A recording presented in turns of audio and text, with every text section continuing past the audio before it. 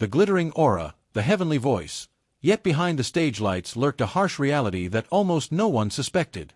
Karen Carpenter's life wasn't only about dazzling success, it was also a saga of crushing loneliness and unseen pressures that slowly tore her apart.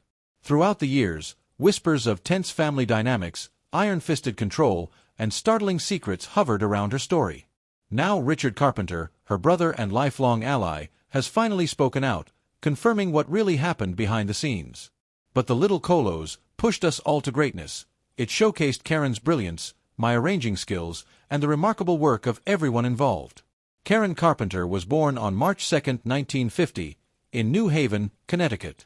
Her brother Richard arrived 4 years earlier, on October 15, 1946. Their parents, Agnes Ruhr and Harold Bertram Carpenter, were distant not only toward each other but also toward their children. Agnes openly favored Richard, making Karen feel like little more than a family afterthought. In contrast to his wife, their father was passionate about music. He owned a massive record collection spanning rock, pop, soul, jazz, and classical, a precious musical treasure that deeply influenced both siblings. He also encouraged them to learn instruments early on. Richard showed astonishing talent, mastering the accordion first, then moving swiftly to the piano. Karen, meanwhile, seemed uninterested in performing, preferring to merely listen.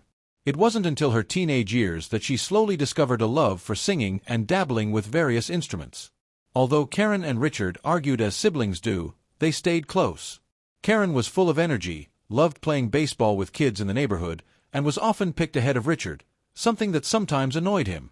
Agnes's bias became clearer as she always defended Richard while scolding Karen, as if every misstep was her fault. By the time Richard turned 16, his piano skills were extraordinary. Convinced he could succeed in professional music, the family uprooted themselves to Southern California in 1963 to chase the booming industry. Karen, unhappy about leaving her friends, had no choice in the matter, as her parents pinned every hope on Richard's future. Once settled, Richard played in clubs, sometimes misrepresenting his age because he was still underage. Meanwhile, Karen, aiming to skip gym class, joined the school band, a random decision that sparked her passion for drumming. In 1965, Richard established the Richard Carpenter Trio, placing Karen on drums and enlisting their school friend Wes Jacobs on bass. Clashes erupted often because Richard refused to include Karen's name in the band's title. Despite that, the trio soon gained local acclaim through captivating covers and Richard's original pieces. Their breakthrough occurred in 1966 after winning a significant California music competition and securing a contract with RCA Records. Unfortunately, the timing wasn't on their side, and their soft jazz couldn't compete with the explosive rock wave sweeping the country. RCA canceled the contract, and the group disbanded. Despite the setback, Richard refused to surrender. He founded another band, Spectrum, focusing on vocal harmonies, but the stars never aligned, and Spectrum vanished. Nonetheless, Richard made a vital discovery. Karen wasn't just a superb drummer, she possessed a radiant, crystal-clear voice. Convinced this was their ticket to stardom, he convinced her to become the lead vocalist. At the time, 17-year-old Karen weighed 143 pounds, around 65 kilograms, slightly above the era's favored beauty standard. After shedding about 11 pounds, she received heaps of praise, igniting a fierce fixation on weight control.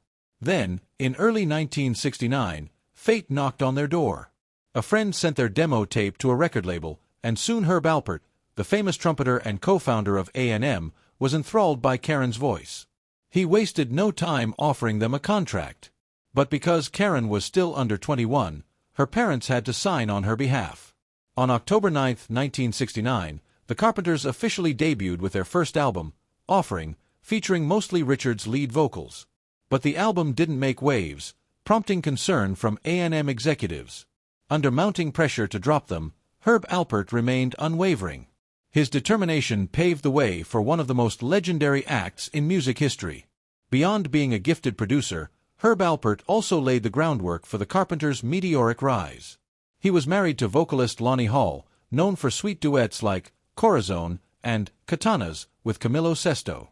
But perhaps his greatest legacy was handing the Carpenters the song that would redefine their career, They Long to Be Close to You. This tune had been recorded by prominent names like Richard Chamberlain, Dionne Warwick, Dusty Springfield, and even Alpert himself, yet none had remarkable success with it. Convinced Karen and Richard could do wonders with the track, Alpert urged them to try. On May 14, 1970, Close to You was released to a phenomenal response. Within 6 months, it sold 3 million copies, hitting number 1 on the Billboard Hot 100 by July 25, 1970. The hits kept coming. In late 1970, while watching a wedding commercial on TV, Richard heard a snippet of a melody that inspired him to compose We've Only Just Begun, a joyous ode to new love. Released on August 21, 1970, just 3 months after their triumph with Close to You, it surged to number 2 on the Billboard Hot 100, second only to Simon and Garfunkel's classic Bridge Over Troubled Water. This smash sold another 1 million copies and netted them 2 Grammy Awards in 1971. In just 1 year, the Carpenters transformed from unknowns to global phenomena, riding high on success and fame. Both hits appeared on their sophomore album, Close to You, released in late August 1970. It caused a sensation, catapulting them to the top of the music world. Then, on January 15, 1971, Karen released For All We Know, once again striking a chord with listeners and soaring to number 3 on Billboard's Hot 100. As their success climbed, the Carpenters flooded the charts with even more hits. On April 23, 1971, Rainy Days and Mondays was released, quickly peaking at number 2. Soon, The Emotive Superstar also hit number 2, lodging the duo firmly in fans' hearts. Both tracks appeared on their third album, The Carpenters, unveiled on May 14, 1971, and boasting their now iconic band logo, an emblem that would forever define their image. Although Karen's angelic voice was the group's heart, she chose to stay behind her drum kit while Richard and other band members took the limelight. By early 1971, fans and media insisted Karen move forward, so she finally stepped onto center stage, where she undeniably shone. From then on, Karen's magnetic presence eclipsed Richard's, securing her rightful place in the spotlight.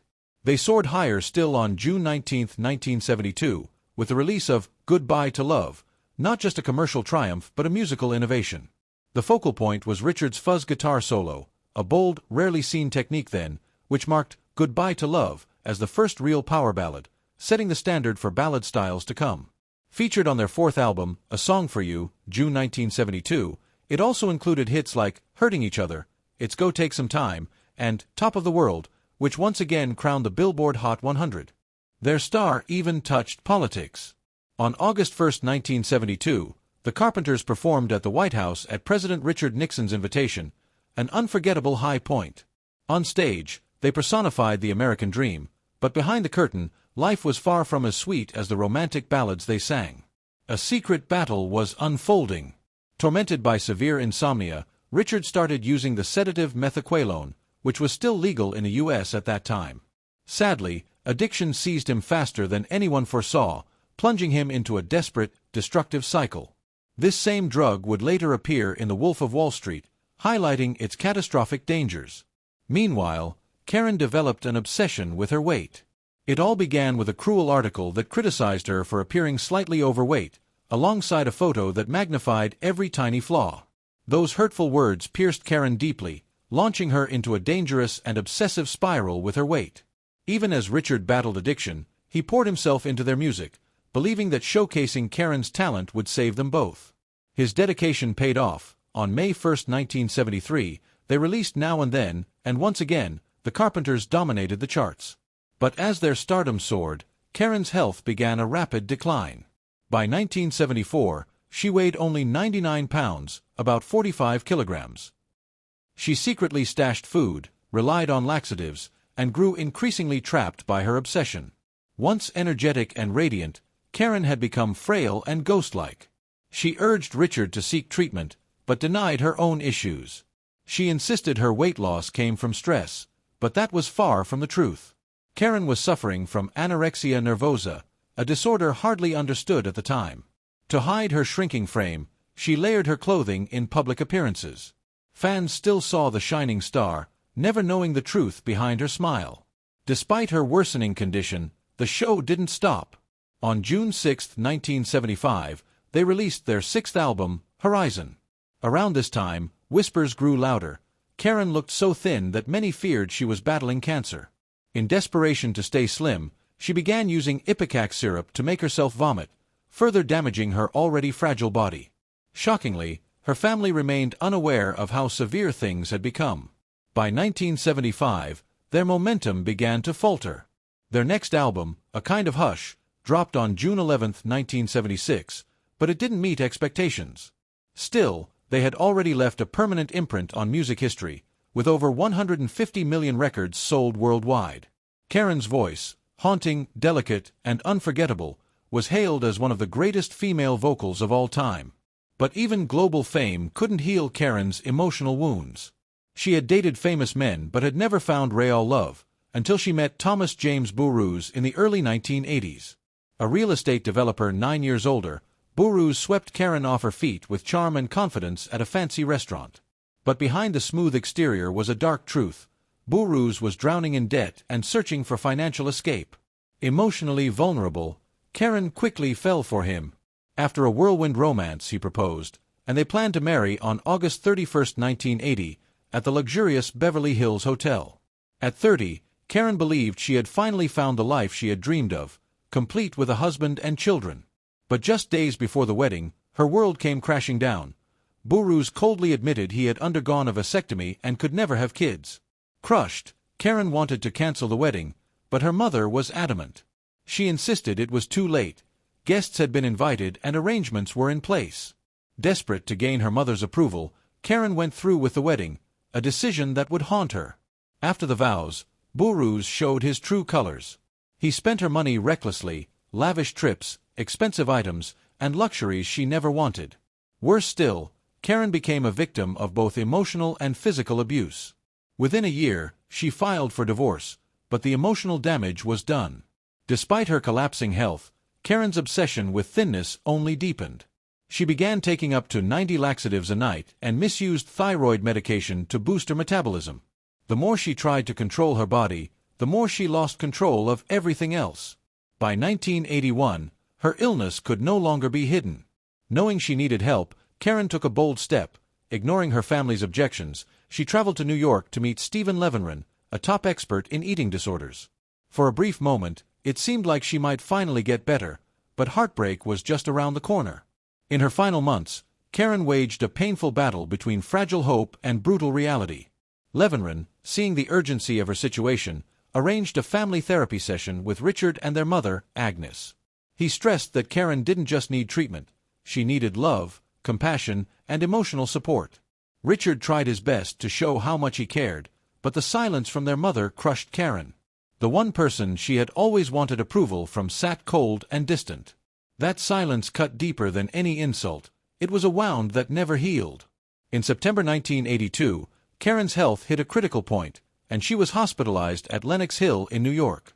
Doctors started intravenous feeding to help her gain weight, but her body, weakened from years of abuse and malnutrition, couldn't handle it. The rapid changes put overwhelming pressure on her heart. It was like a ticking time bomb. Despite the exhaustion, Karen didn't stop chasing her music dreams. On December 17, 1982, she performed one last time at the Buckley School in Sherman Oaks, California. No one in the room knew they were witnessing the final performance of one of music's most beloved voices. Then came the unthinkable. On the morning of February 4, 1983, Agnes walked into Karen's room and found her collapsed on the floor, unresponsive. Karen was rushed to the hospital, but it was too late. Her heart had stopped.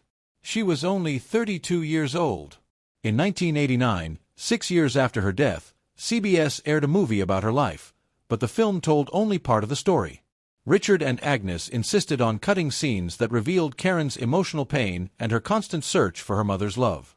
They didn't want the world to see the suffering behind the music. They wanted the polished, glamorous image to live on. At first, Richard struggled to face the heartbreak, but eventually, he became the guardian of Karen's legacy. He worked tirelessly to restore and re-release their music, ensuring future generations could experience the raw emotion and timeless beauty of the Carpenter's work. Later, Richard began revealing stories that fans had never heard. In an interview, he confessed, "There's so much about Karen that the public never knew. She wasn't just an angelic voice. She was a passionate person who carried an enormous amount of pain." From everyday life struggles to the suffocating pressure of fame, Richard gave the world a rare and honest glimpse into their bond, not just as musical partners, but as siblings who leaned on each other through it all. One of the most shocking revelations came when Richard finally confirmed the long-standing rumor. Karen endured immense pressure from our family, from the music industry, and from herself. I saw her gradually change, but none of us realized how serious it was. By the time we did, it may have been too late. In 1996, one of the most emotional moments in Karen's posthumous journey took place. Her solo album, recorded back in 1979, was finally released. The album was a raw, vulnerable look at the path Karen had longed to take. The songs reflected her inner battles and desire to grow as an artist, something she never had the freedom to do while alive. Richard acknowledged, Karen never had the chance to show her true self. She wanted to break free from the image we'd created, to try something bold, but she was held back. If that album had been released while she was alive, maybe everything would have turned out differently. Karen Carpenter's story may have ended in tragedy, but her voice lives on. Every soft melody, every heart-wrenching lyric, still touches millions. From love ballads to sorrowful confessions, her legacy remains an eternal force in the world of music.